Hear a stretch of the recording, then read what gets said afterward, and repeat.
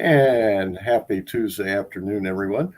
That we just had one show. Now we're here for our second show, Two for Tuesday. Got to remember that. And today, this afternoon, we are here with Zachary Hagen, who's a fantasy author, and good things coming up with him. I think we have a fourth book going to be coming out soon, I'll say. Yeah, I had originally planned for June. Life gets busy, and since my publishing company handles everything by ourselves, it's probably going to be more like August. But other than that, we're on track for everything else that we have planned. And Eternity's Edge is still coming out this year, so we're excited for that. Well, that's a good thing. I mean, it's not being pushed back a year, so it's just a month or two. So other than writing, you also do editing. I do. Yeah, I have had a couple clients, some in the academic space because I do some academic editing, and I've worked with an author on her upcoming vampire novel. I won't say anything more because I don't know how much she wants me to share, but it was a really interesting story, and I look forward to people getting to read that one. Oh. Now, here's a question for you. Being an editor, because I know you just said you go through a publishing company, so I know they have their own editors. But do you actually edit your own book before you send it to them? I do some of my own editing, and I have, because I actually own my publishing company. Okay. So, yeah, so I do some of my own editing, and then I will outsource some of that to the people that work with our company. We're not big enough to where we have in-house editors that are full-time employees yet, but we do what we can to make sure that we're putting out a quality product. And sometimes that means that I go over things several times. Sometimes that means that I hire someone to do that for me. And sometimes it's a combination of those sorts of things. And that's got to be a difficult process.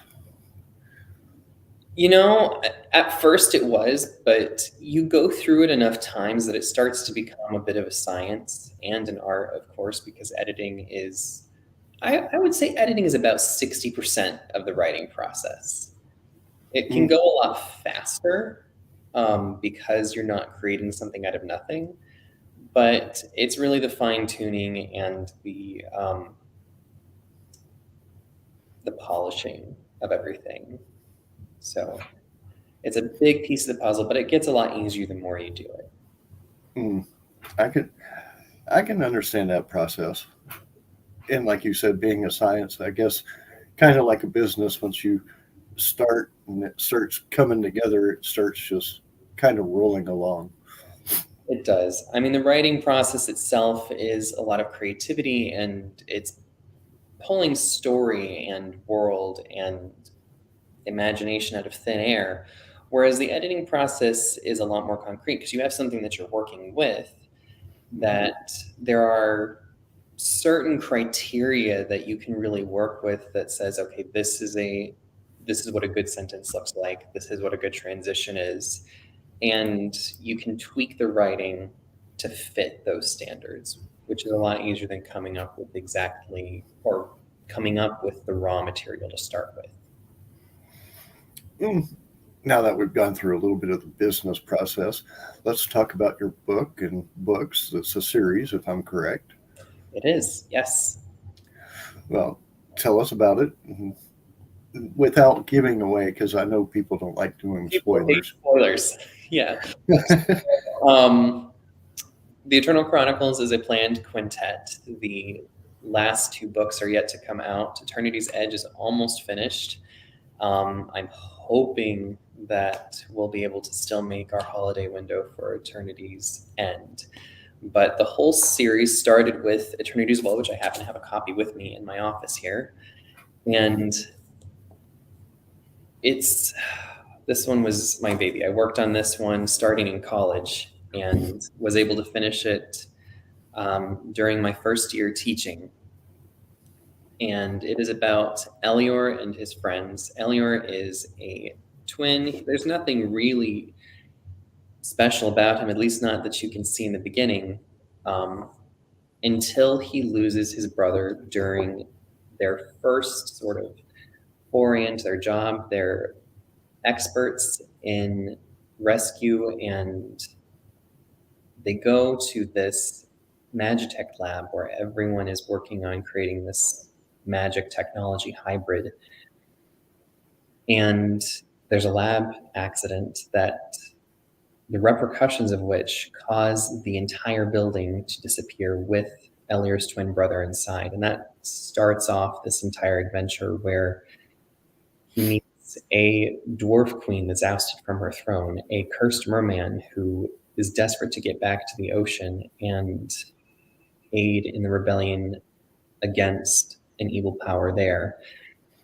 And behind the scenes of everything, there is a secret conglomeration of dark sorcerers called the Dark Circle working to take over the world and remake it in their image. Definitely intriguing.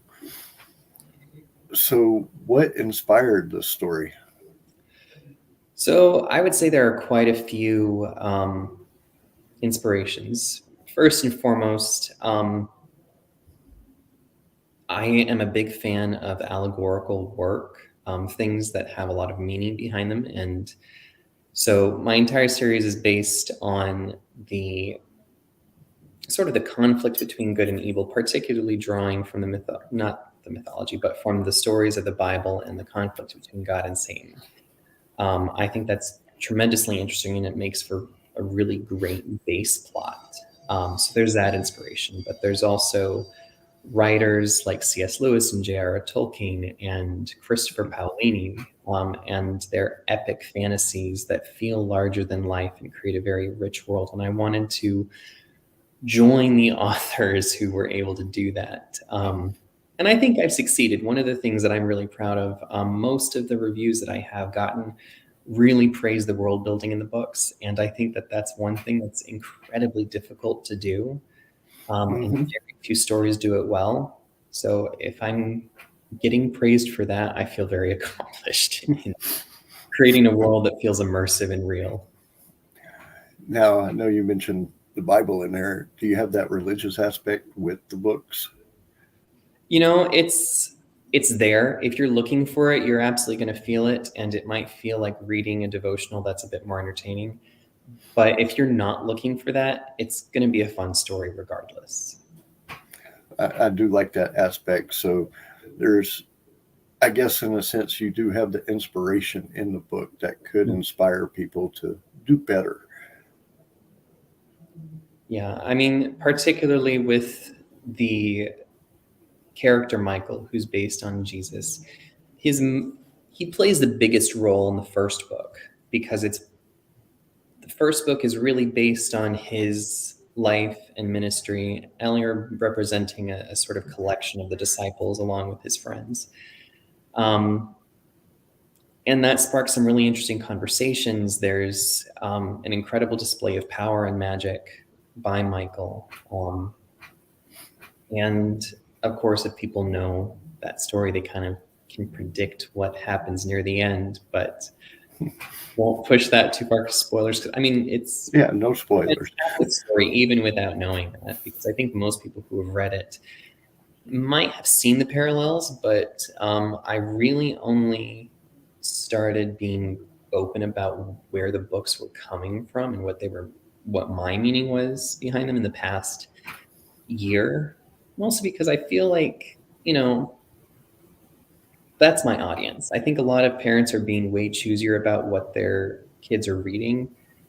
And I think even if someone isn't a Christian, if they know that a Christian is writing a book, they're probably going to be more apt to consider it safe for their kids. Mm-hmm. And that's a big deal in today's world where people are being so choosy. And so I felt like it was important to say, okay, here's where I'm coming from. And if you're trying to stay away from certain things, my book doesn't have it. Yeah. Well, that makes perfect sense. Now, with that being said, you would definitely consider these books for young adult.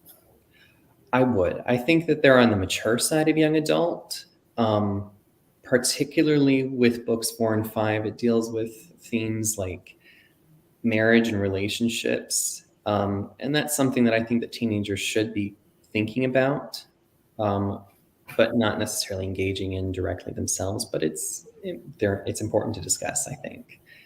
A lot of bad advice is given on the internet, and I think that a book that paints a realistic picture is better than having a distorted view. Yes, don't believe everything you read on the internet. That is 100% true. Mm-hmm. Now, I agree. I mean, people should think about it. That doesn't necessarily mean interact as act. I don't want to say interact. Act on it. Yeah, I don't want any 16-year-old reading my books to get married. The characters are set a little bit older on purpose. But they're still, I don't know, adolescence is this thing that's really in flux and can be anywhere from, 8 to 12 years, depending on how, when you enter it, when you are mentally and emotionally mature. And the experiences that the characters go through, they start, I think I had them set at 19 or 20 in the first book. And so the experiences that they go through really mature them and force them to become more of themselves and deepen who they are a lot faster than I think a lot of people have to. So basically, more of the deep search into yourself. Mm-hmm. I think that I think most people actually would read these books and really resonate, especially with the idea that when we go through really difficult things, it forces us to ask questions about ourselves and rise to occasions that we otherwise wouldn't have. I actually taught Eternity's Well to a group of English students a couple of years ago. And the biggest comment I got about the main character, Elior, was that he was kind of whiny and he cried a lot. And I was like, you're right. It's a valid criticism. He is kind of a whiny brat in the first book, and he's hard to like. I mean, you do like him because of what he goes through and the way that he's redeemed in the book. Mm-hmm. But it's sort of a hard-won victory there. But I like Elior a lot better now writing the fourth book than I did writing the first book. It's a growth. Yeah. It's an arc of growth from the first book to the ending of the fifth book. He goes from immature child to this is an adult and someone who is leading and has become something more because of what he's gone through. Yes, and I think a lot of people should understand, like when authors create their stories, those characters are going to grow. Mm-hmm. For sure. It's not that they're going to be set in one way. There could be something that changes their life and makes them either more mature, more angry, it is a growth process. Oh, yeah. I mean, even my villain, I expected him to be a static character and just be kind of evil all the way through for the entire series. But as I've written him, he's kind of gradually devolved into more and more madness. So not only is he basically the embodiment of evil, but he's also gone completely crazy. I So can definitely. writing him has been interesting. I don't know. I kind of think about it. I don't know how many of your viewers, or maybe you've seen the last Airbender series, but I kind of think about the character growth there and how particularly characters like Sokka, which I was kind of a little bit of an inspiration for the character Nyx Cascada, the Cursed Merman in the books. And he started out as very much a joker, kind of too focused on food. So really we're drawing direct parallels from that character because I really enjoyed him. And he's become a protector and a healer and a warrior, and it's really fun watching these characters become new things as they experience the world and go on these adventures. Now, one thing I want to ask for any of our authors that might be viewing, do you accept people sending the books to you to be reviewed, to become part of your publishing company? Are you open right now, should I say? We're very selective, but yes, because we're small, we probably won't work on the same way, in the same way that other publishers will. Mm-hmm. So it would be more of an indie process. So there would be some investment from you, some investment from us. And because of that, they would end up keeping more of their royalties because there wouldn't be much of an advance, if any. But we would help with the process, we'd help with the publishing. And right now, the idea would be to really, you're going to have a real business's stamp on your books, a real impact. So it won't be you as like self-publishing, but it's still indie. So it's not so much pay to play. Because we'll make a little bit of money, but you'll make most of the money. Well, that's a good thing for people who are interested. And where can people find you at? Find your publishing company or you? So everything right now is done through ZacharyHagenWrites.com, the publishing company, because we haven't done a whole lot of work with other authors other than offering editing services. We haven't seen the value of having a separate website as of yet. Once we grow a little bit more, we probably will have that side of the business will diverge a little bit more. But everything that I do and that we do with publishing can be found on ZacharyHagenWrites.com. And I have a tab called Publishing and Editing Services, I believe, that people can access. Sweet. Well, I want to thank you for being on the show. And I want to let all our viewers know you can find us on YouTube. You can find us on Facebook. If you go on YouTube, click subscribe, click the bell for the notification. We're always happy to get more viewers.